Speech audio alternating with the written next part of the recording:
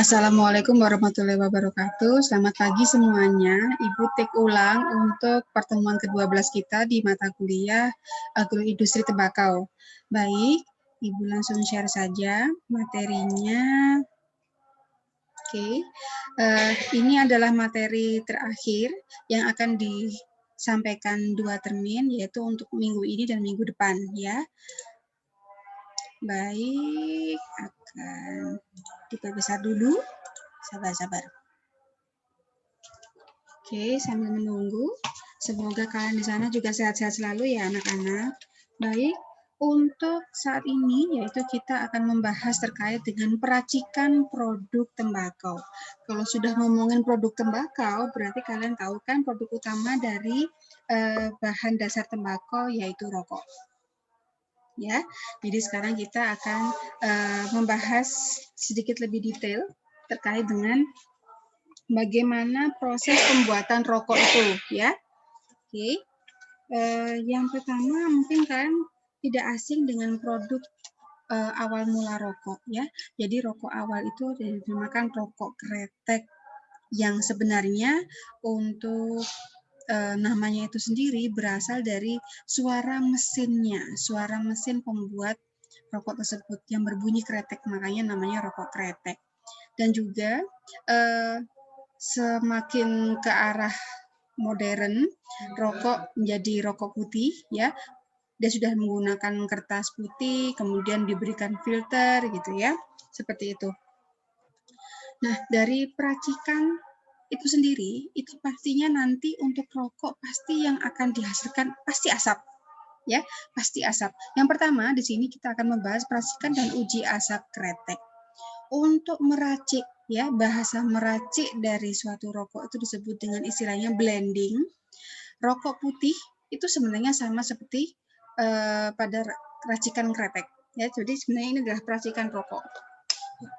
Saya perbaiki aja deh ya sekalian. Jadi ini kita akan membahas di peracikan rokok. Oke. Di sini untuk peracikan rokok dari blending itu sendiri, baik rokok putih itu tidak berbeda jauh. Yang berbeda di sini adalah bahan bakunya. Kalau untuk rokok putih umumnya hanya dibuat dari 3 jenis tembakau, yaitu yang pertama Virginia Flucord atau Virginia FC, ya. Kemudian ada Barley dan ada Oriental. Untuk rokok putih mempunyai beberapa jenis racikan seperti American Blend, English Blend, Turkey Blend, dan masih banyak lagi. Bedanya dengan kretek, kalau kretek ini dibuat dari beberapa jenis tembakau. Biasanya menggunakan tembakau asli daerah tersebut, di mana rokok kretek itu berada. Sebagai contoh, kretek itu banyak ditemukan di beberapa daerah seperti di daerah Madura, kemudian daerah Situbondo Paiton, ya. Nah, di situ bahan-bahan dasarnya ya tembakau yang kebanyakan berasal dari tembakau asli daerah tersebut. Sebagai contoh, yang ada di Madura kebanyakan menggunakan tembakau rajangan Madura. Daerah Temanggung menggunakan tembakau rajangan Temanggung, dan juga ada rajangan Paiton, Krosok Kasturi, rajangan Virginia. Selain itu juga ada 3 jenis tembakau bahan baku rokok putih yang bisa digunakan sebagai bahan dasar rokok kretek. Oke, untuk racikan awal dalam wadah, ya, biasanya memang di sini harus memiliki kadar air yang rendah sehingga bukan harus ya, memang biasanya yang ditemukan setelah dia mengalami proses aging, fermentasi, umumnya kadar airnya rendah. Nah, untuk proses peracikan biasanya perlu ditambahkan air agar proses untuk selanjutnya memberikan rasa, penguatan rasa itu lebih mudah meresap ke tembakaunya. Untuk tembakau Virginia biasanya dibasahi dengan uap air, sedangkan tembakau Oriental untuk menjaga aromanya, pembasahan dilakukan dengan menyimpan agak lama dalam ruang dengan kelembapan tinggi. Untuk tembakau asli sebagai bahan kretek juga mendapatkan perlakuan pendahuluan tetapi belum banyak diketahui karena memang di sini kalau untuk kretek biasanya memang menggunakan bahan dasar yang ada di daerah masing-masing. Oke, kemudian untuk karakter racikan tembakau, baik itu rokok putih maupun rokok kretek ditentukan oleh karakter tembakau penyusunnya. ya. Jadi tergantung persentase bagian mana yang lebih banyak maupun lebih sedikit. Untuk memperbaiki atau lebih menghaluskan rasa dan aroma diperlukan bahan tambahan atau disebut dengan aditif. Berdasarkan fungsinya dibedakan menjadi dua bahan, ya tambahan masing-masing yaitu casing dan pembawa rasa dan aroma atau flavor. Ini adalah skema ya. Sini adalah skema untuk pembuatan rokok putih menurut Davis dan Nielsen tahun 99. Kalian bisa lihat di sini ada bahan-bahan yaitu ada barley, ada fluker dan oriental. Yang membedakan di sini adalah untuk di barley, Anda lihat di sini, ini masih memerlukan adanya casing dan redrying. Artinya berarti dari bahan bakunya saja kadar airnya cukup tinggi. Untuk selanjutnya, ketiga bahan untuk pembuatan rokok putih ini hampir sama, yaitu perlu adanya blending, ya diracik, dicampur gitu ya, dan diupayakan memiliki kelembapan yang kurang lebih antara tidak lebih dari 21%. Ya, kemudian nah ini sampai dengan ke pembuatan rokok atau cigarette maker. Ini kalau di Indonesia, kalau untuk pembuatan rokok kretek bagaimana? Di sini melalui dua proses, yaitu proses primer dan proses sekunder. Kalau untuk proses primer, sebagai contoh, ya ada yang menggunakan rajangan Madura, Python, Temanggung, menggunakan krosok, kastul, dan sebagainya, itu di blend. Nah, di blend, dicampur, tentunya dengan prosentase tersendiri sebagai ciri khas rokok kretek.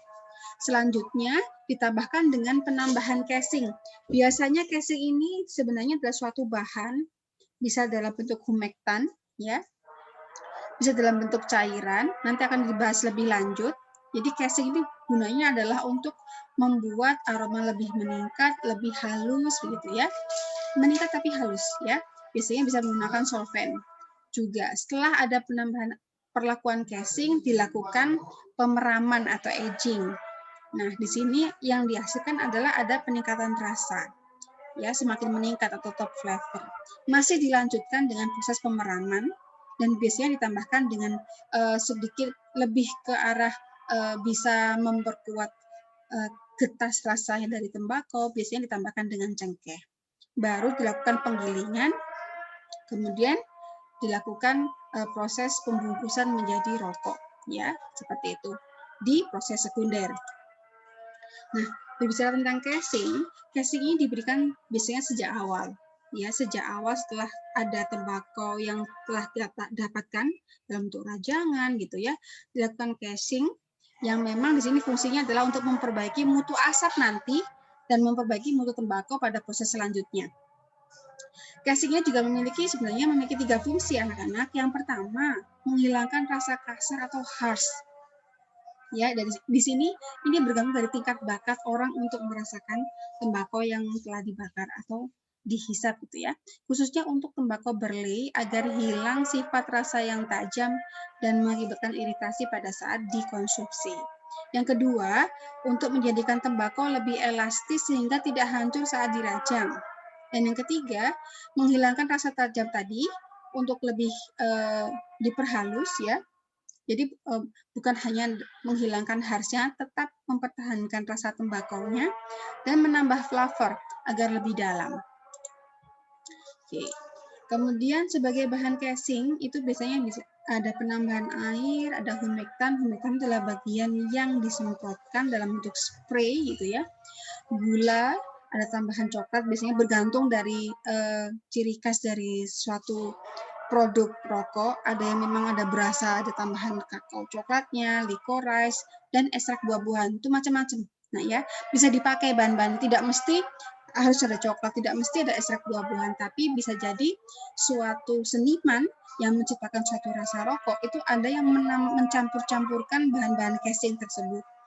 Bahan pembawa rasa dan aroma atau flavor digunakan untuk tembakau yang telah dirajang dan dalam penggunaan umumnya dilarutkan dulu dalam alkohol. Seperti Anda ketahui bahwa alkohol itu memang sifat dasarnya dia bisa digunakan sebagai pelarut, mudah menguap dan bahan flavor akan menempel pada tembakau. Ya, di sini untuk flavor sendiri terdiri dari 3 macam. Yang pertama ada flavor alami. ya. Kalau flavor alami ini dibuat dari bahan alam, di mana sensasi, aroma, dan rasanya sama seperti bahan asli. Ya, biasanya memang sudah dalam bentuk minyak atsirinya. Yang kedua, flavor identik bahan alami, yaitu bahan yang dibuat dari gabungan beberapa bahan alam atau dengan bahan kimia untuk memunculkan sensasi, aroma, dan rasa yang identik dengan bahan alam yang asli. Jadi ada upaya dengan penambahan atau seperti rekayasa bahan kimia untuk seolah-olah rasanya sama seperti yang ada di alam. Ya. Yang ketiga yaitu flavor kimia atau chemical flavor. Di sini dibuat dari gabungan beberapa ikatan bahan kimia dan dibuat bersama oleh seorang blender dan ahli kimia yang memang dia ingin memunculkan yang sesuai dengan selera konsumen yang biasanya memang tidak ada di alam. Ya, seperti itu. Nah, berbicara dengan produk rokok itu pastinya tidak jauh dengan adanya tar dan nikotin pada asap. Ya, di sini tar sendiri adalah partikel padat yang ikut terdistribusi merata di dalam asap. Ya, dan tertangkap ya, untuk mengetahui tar itu biasanya tertangkap di filter Cambridge. Filter Cambridge itu dari mana sih? Ada di mesin perokok. Ya, jadi memang mesin perokok ini adalah suatu mesin yang seolah-olah mesin ini menggantikan peran manusia untuk menghisap rokok. Nah, kita bisa tahu tarnya itu di mana, ya, melalui filter Cambridge tersebut. Kita bisa mengukur seberapa besar tar yang dihasilkan oleh salah satu produk rokok. Ya, asap rokok sendiri mengandung lebih dari 4.800 komponen kimia. Ya, jadi banyak ya bahan-bahan kimia tersebut. Dan memang pada dasarnya baik tar maupun nikotin ini memang yang arahnya itu seharusnya ditekan, dikendalikan, karena itu berefeknya tidak baik untuk tubuh. Nikotin sebagai contoh. Nikotin ini juga bagian dari yang terkandung dalam tembakau yang menentukan rasa juga, yaitu bahasa kimianya ada beta-tiridyl alfa and metilpirolidin, merupakan senyawa organik spesifik yang terkandung dalam daun tembakau. Apabila dibakar dan diisap, senyawa ini akan menimbulkan rangsangan psikologis bagi perokok dan membuatnya menjadi ketagihan. Nah, ini yang memang menjadi istilahnya jangan merokok ya karena nanti akan ketagihan. Nah, ini kenapa kok bisa ketagihan? Karena efek samping dari adanya nikotin tersebut. Di dalam asap rokok, nikotin berpengaruh terhadap beratnya rasa isap. Ya, nah ini yang kadang-kadang kalau suatu rokok dikatakan mild, ringan, bisa jadi kandungan nikotin yang terdapat pada tembakau di produk rokok tersebut memang sudah mulai dikendalikan. Semakin tinggi kadar nikotin, rasa asap impact-nya makin berat. Sebaliknya, tembakau berkadar nikotin rendah rasanya enteng atau hambar dan kehilangan rasa khas sebagai asap tembakau. Tapi mungkin bisa jadi ini untuk bisa mengurangi efek besar dari nikotin pada tubuh, yaitu dengan cara mengkonsumsi produk dengan kadar nikotin rendah. Bisa juga di sini ada penambahan protein untuk membuat rasa isap yang pedas dan menggigit, sehingga dalam pengolahannya pada kering, proses keringnya, senyawa ini harus dirombak menjadi senyawa lain seperti amida dan amino, sehingga berkurang jumlahnya sebelum digunakan sebagai bahan rokok. Ya, jadi ini proses pengendalian ya, yang memang protein itu sendiri sudah terkandung di dalam bahan pembuatan rokok. Proses perokokan di sini terbagi menjadi 2 tahap anak-anak. Yang pertama, saat pembakaran yang diikuti oleh penyedotan yang menghasilkan asap yaitu mainstream smoke atau MSS yang masuk ke dalam mulut dan dinikmati oleh perokok. Yang kedua, proses yang terjadi di situ ada saat berhenti menyedot yang hanya menghasilkan side stream smoke yang masuk ke udara bebas dan mengganggu lingkungan. Jadi, pada saat Anda menyedot ya dengan mulut itu MSS, pada saat keluar itu SSS. Yang mengganggu yang mana? Yang SSS. Kenapa? Karena ada asap yang keluar ya ke lingkungan dan bahkan terhirup oleh yang tidak merokok. Dan ini pada saat perokokan juga terjadi proses fisika. Yang pertama yaitu ada proses pembakaran, jelas ya. Distilasi kering, di mana proses distilasi itu oleh aliran udara panas melalui massa tembakau, ada saus, membuat rasa, dan bahan-bahan lain yang akan mendistilasi bahan-bahan yang dapat terlarut di dalam aliran udara. Ada senyawa pembawa rasa dan aroma khas tertentu menjadikan proses MSS penyedotan yang terbawa aliran udara tersebut. Ya, jadi distilasi kering itu terjadi pada saat MSS ya. Kemudian juga terjadi transfer panas atau heat transfer, yaitu perpindahan panas melalui konveksi aliran udara paksa atau forced convection dan juga perambatan melalui massa tembakau. Jadi ada aliran panas. Kalau energi panas itu mengalir pada suatu media tertentu, ya, media tertentu di mana media tersebut dalam bentuk udara, ya, udara yang mengalir itu disebut dengan konveksi, ya. Masih ingat dengan hukum fisika ya? Kemudian di sini untuk analisa kadar, baik itu nikotin maupun tar. Ada yang untuk metode konvensional, bisa menggunakan metode ekstraksi dengan ether metrolium ether yang selanjutnya dititrasi dengan larutan KOH 0,1 normalitas. Bisa juga dengan cara lain, yaitu dengan pengendapan sebagai garam dari asam pikrat, selanjutnya sebagai garam nikotin di pikrat ditentukan dengan titrasi. Bisa juga cara lain, yaitu yang lebih cepat, adalah dengan ekstraksi menggunakan larutan 5% asam asetat, selanjutnya diperiksa dengan kolorimeter pada panjang gelombang 460 nanometer. Sedangkan untuk penentuan kadar nikotin asap rokok dilakukan bersamaan dengan penentuan kadar tar seperti yang kita jelaskan sekarang. Oke, kalau untuk analisa kandungan tar asap rokok tadi menggunakan mesin perokok yang bisa difiltrasi, metode filtrasi menggunakan filter Cambridge, ya. Filter ini terbuat dari bahan fiberglass dan agar stabil diikat dengan bahan akrilik biasanya. Ya, tadi fungsi mesin perokok sudah saya jelaskan. Nah, ini untuk standar pengujian antara lain ini menyangkut ukuran rokok, kepadatan tembakau, jumlah sedotan, dan jumlah kali sedotan untuk setiap kali pengujian. Contoh dilakukan. Kondensat yang tertangkap di filter Cambridge, jadi kalau misalkan sudah tersaring, bagian yang menempel disebut dengan kondensat, ya. Di sini menjadikan bahan-bahan itu pengertiannya sebagai berikut. Seluruh kondensat asap yang tertangkap di filter Cambridge disebut dengan TPM atau total particulate matter. Komponennya bisa air, nikotin, dan tar. Kalau itu masih yang TP, pokoknya semua yang tersaring ya. Kemudian kondensat yang kering berarti airnya sudah mulai dihilangkan, dikeringkan. Jadi tinggal ada tar dan nikotin. Untuk tar sendiri itu adalah total particulate matter setelah dikurangi bagian nikotinnya. Jadi untuk mengetahui di mana tar dan di mana nikotin, setelah ada TPM tadi, nah itu diperlukan proses penentuan kadar nikotin, baru setelah itu diasumsikan bahwa jika dari semua tadi, kalau yang diambil tadi misalkan dari yang kondensat kering tadi ya, kemudian semua diuji, nikotinnya sekian beris, sisanya adalah tar. Ini adalah faktor penyebab keberagaman suhu selama perokokan ya. Jadi suhu juga mempengaruhi kualitas asapnya juga. Yang pertama, kepadatan massa tembakau dan ukuran atau diameter rokok. Yang kedua, ada kandungan garam kalium atau natrium pada saat peracikan rokok, itu bisa terjadi. Ya. Ini juga dapat memperbagi pembakaran sebenarnya dengan adanya kalium maupun natrium. Kemudian yang ketiga, ada juga bahan-bahan yang justru malah menghambat pembakaran, seperti adanya gula, klor, ya. Itu justru semakin besar klornya, semakin berpengaruh besar pada proses penghambatan pembakaran. Yang keempat, kelembapan tembakau yang tinggi justru semakin basah, maka untuk proses pembakaran juga semakin terhambat. Filter yang terlalu rapat sehingga di sini oksigen tidak bisa masuk dan malah mengganggu kelancaran pembakaran. Yang keenam, pori-pori kertas rokok yang terletak pada pangkal batang rokok, ya. Jadi pangkal batang ya di sini ya. Dan berfungsi memasukkan udara yang seharusnya untuk memasukkan udara, justru ini pori-porinya terlalu rapat sehingga untuk bisa disedot tadi, udara yang seharusnya bisa masuk jadi terhambat juga. Nah, ini salah satu bentuk pengendalian tar dan nikotin yang sebenarnya di sini memang disesuaikan dengan SNI yang ada.